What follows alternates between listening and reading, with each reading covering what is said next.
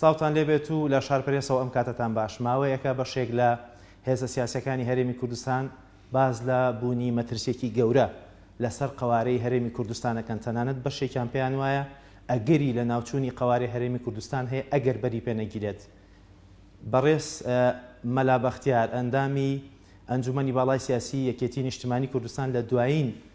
وتاری سیاسیدا باز لەوە دەکات زەنگی مەترسی هەیە بۆ سەر هەرێمی کوردستان بەڵام قوارەکە لە ناو ناچێت. لەبارەی ئەمەوە چەند خولەکێک گفتوگۆی لەگەڵ دەکەم. ساوت لێبێ ئەم کاتت باش. ئەمەوێت لە دوایین وتارتەوە دەست پێ بکەم. ئەو زەنگە مەترسیدارە چییە کە لەسەر هەرێمی کوردستان دروست بووە؟ سپاس بۆ هاتنتان. تەمەەن ئەو زەنگە من 6 ساڵ لەمەوە بەر لێم ماوە خۆم 6 ساڵەمەوە بەر هێشتا لە شەڕی داعش لە کۆتاییە بوو و تارێکم هەیە ئێستا لە سوسیال میدیا زۆر بڵاوە بێتەوە ئەڵێم وا شەڕی داعش لە کۆتاییە سەرەکەوین بەسەریانە بەڵام ئەگەر بێت و ناوماڵی خۆمان ڕێک نەخین کێشەکانمان چارەسەر نەکەین ئاگامان لە دەوروبەرمان نەبێ بە دڵنیاییەوە دۆخێکمان دێ بەسەرا پەنجەی پەشیمانی ئەگەزین و دادمان نادا دۆخێکی وادیە بەسەر کوردستانە. ئەمە 6 ساڵەمەوە بەرەو قسەم کردووە. 24 هەشتیش لەم هۆڵە دیبەیتێکەمە بوو ئێوەش لێرە بوون کەمالیش لێرە بوو کەمال ڕەوف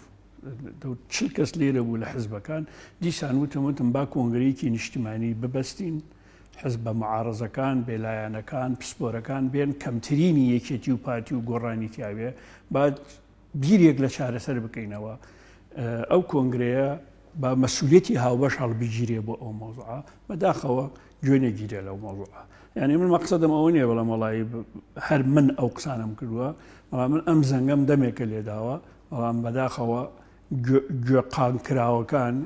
گوێداخراوەکان تا ئێستا ناکرێنەوە و ئەمە زەرەرێکی زۆرە. ئاخر وەفد کە کاکە قوبات سەرکردایەتی کردبوو بە پەروەشێکی زۆرەوە لە بەغا بوون من متابعەمە کرد زۆر متابعەشمە کرد لا بەلاش زۆر زانیاری وەرەگرت کە هاتبووە لە پەرلەمانی کوردستان ئەو وتبووی لە ژیانمە ئەمەی لە بەغا دیومانە قەت نەماندیوە و مەترسی لەسەر قەواری هەرێمیشەیە. باشە هێزە سیاسەکانی هەرێم بە دیاریکراوی پارتی و یەکێتی پێویستە لەم قۆناغەدا چی بکەن؟ گۆڕانیش هێزی دەسەڵاتە لە بەشێکە لە دەسەڵات ئەوانە من پێم وابێ ئەم سێ هێزە دەبێت لە خۆ بردووتر بن و بە عەقڵێکی کراوەتر و پەرۆشتر بۆ ئەم ئەزمونە دەبێ هەڵەکانی خۆیان بزانن و ئەگەر ڕخنیان لێ ئەگیرێ زیاتر لە پێشوو ئەوێ هەندێک لەو ڕخنانە کە بنیادنەرە کە سوودمەندە ئەوێ قوبولیکەن. ناکرێ سێ حزب لە دەسەڵاتان سەرکردەکانیان ئەزمموی 50 ساڵ و 40 ساڵ و 30 ساڵیان هەیە ئەسمموی 30 ساڵی بەس حکومڕانی هەیە لە کوردستانە ناکرێ ئەمانە معسووم بن هەمومان هەڵەمان کردووە هەر کەسمان معسووم نییە. لە شوێنێکە باز داواکەیت نەخوێندنەوەی بابەتیانە بۆ ڕووداوەکان هەرێمی کوردستانی بە ئەم نەخوێندنەوەی بابەتیانی ینی ئەو خوێندنەوانە کە بەدەر لە خوێندنەوەی حزبی بەدەر لە خوێندنەوەی ڕابەر و سەرکردە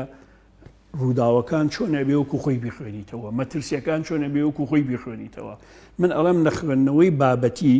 وەزاڵکردنی خوێندنەوەی ذاتی بەسەر خوێندنەوەی بابەتی لەلایەن حزبەکان بەرامبەر بە یەکتر سەرکردەکان بەرامبەر بە یەکتر دۆخەکەی ئێمە گەیاندە ئێرە. زروفە بابەتێکە یاخ هەلومەرجە بابەتەکە پرۆسەیەکی باش بە یا خراپ ئەڕوا تو قبولت بێ یا قبولت نەبێ. دۆخی هێزە سیاسیەکان ئێستا لەبارە بۆ ئەوەی ئەم گۆڕانکاریانەی کە وەک جەناب دەڵێ پێویستە بکرێن دۆخی هێزە سیاسەکان لەبارە بۆی ئەم گۆڕانکاریان زۆری لە دەست چووە بە ڕەشکاوی قسە بکەم زۆرش هەلمان لە دەست داوە بەڵام نەچوە بچێ ئەوەندەی ئەتوانین فریاکەوین گۆڕانکاریەکانی ئایندە شەرتنی هەمووی ڕەشبین بین شەرتیە هەمووی بەرەو کارەسات بمان بە ڕەنگە یەک گۆڕانکاری چاوەڕوان نەکراو یا یەک ڕووداوی چاوەڕوان نەکراو زیاتر لە ڕووداوە خراپە چاوەڕوان کراوەکان بە پۆزەتیڤ بشکێتەوە و ئێمە بتوانین بیقۆزینەوە دلیلم هەیە ئێستا بە ئەو دلیلانە بڵێم بە یارمەتیت ئێمە کە شۆڕشمان کردمان سەدامە ڕوخێ شارڕوخە کە شارڕوخا کەس چاوەڕوانی ناکرد شەڕی ئێرانی عێراقی بەرپا بێ 8 ساڵ بەرپا بوو کە بەرپا بوو کەس چاوەڕوانی ناکرد بوەستێ وەستا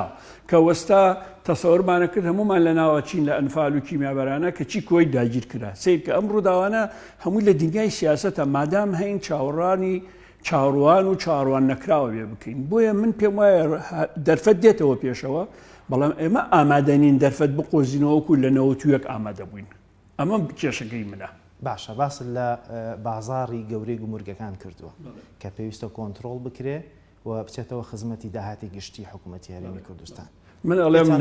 ئەوە چۆن دەکرێت ماوەیەکی زۆر زۆرە لەسەر ئاستی پەرلەمان و لەسەر ئاستی حکوومەت و لەسەر ئاستی کۆمەلگاش قسە و باسێکی جددی ورتەیە لەو بارەیە بەڵام تا ئێستا هیچ هەنگاوێکی چاکسازی ئەوەی کە پێویستە بکرێت نەندراوە من جارجار هەندێک کەس قسە ئەکا هەڵێ مەلا بەختیار تۆش لەم دەسەڵاتەی مەلا بەختیار تۆش مەسئولی لەم حزبە من خۆم بێبەری ناکەم لە مەسئولیت بەڵام خۆم بێبەری ئەەکەم لە $1 حرام لە 1 دیناری حرام دزراو خۆم بێبەری ئەەکەم ئێستاش حزبی معارەزە حزبی دەسەڵات هەرچێکیان لەسەر من هەیە با بفەرمون ئەم قسەیە بۆ یەکەم بۆی ئێستا ئەمە بڵێم ئەمەی ئەیڵێم نەفرەت لەوانەی ملەتەکەمان برسیە ئێستا لە هەموو کاتێک زیاتر دزیەکەن نە گومرگەکانە نەفرەتیان لێ بێت ئەمە تازە بە پینۆپەڕۆ چارەسەر ناکات تۆ وەکو کەسێکی بەرپرس لە ناویەکێتی ئاگاداری ئەوانە کێن وەکو شەخص ئاگادارم بۆچی ئەمانە تا ئێستا بە فەرمی ناویان ناهێنرێت ئەی بۆ وەزارەتی دارایی نایڵێ ئەی بۆ پەرلەمان نایڵێ ئەی بۆ سەرۆکی هەرێم نایڵێ ئەی بۆ سەرۆکی حکوومەت نایڵێ من بۆ ئەمە بڵێم من ئاگادارم بەڵێ ئەوەندەی ئیزانم ئاگادارم بەڵام من بیڵێمان نەیڵم بەقەت ئەوە گرنگ نییە مەسئولی گەورە بیڵێ و بڕیاری چارەسەریشی بدا چارەسەرەکەی چیەوەی کەوتت لای من چارەسەری پینەوەپەڕۆ کۆبوونەی داخراونیە ڕێک نردنی 1000 کەسە بۆ باشماغ 2000 کەسە بۆ برایم خەلیل 1000 کەسە بۆ پەریۆسخان ئەمانە پاک بن مەسئولی گەورەیان لەگەڵ بێ پاک یەکەی حسابی پاکیان گەڵا بێ کۆنتترۆڵی بکەن بەڵام دەبێت بەشی هەرە زۆری ئەوانی کە قاچاقی دەکەن بەرپرسی زۆر گەورن لەسەر و ئەوانەوە محاسبەی ئەوانە بکات حکوومەت دانیشێ چەند هزار پێشمەرگەیەک بۆ ئەمە تەرخان کە بە هاوبەشی هەر بەرپرسێکە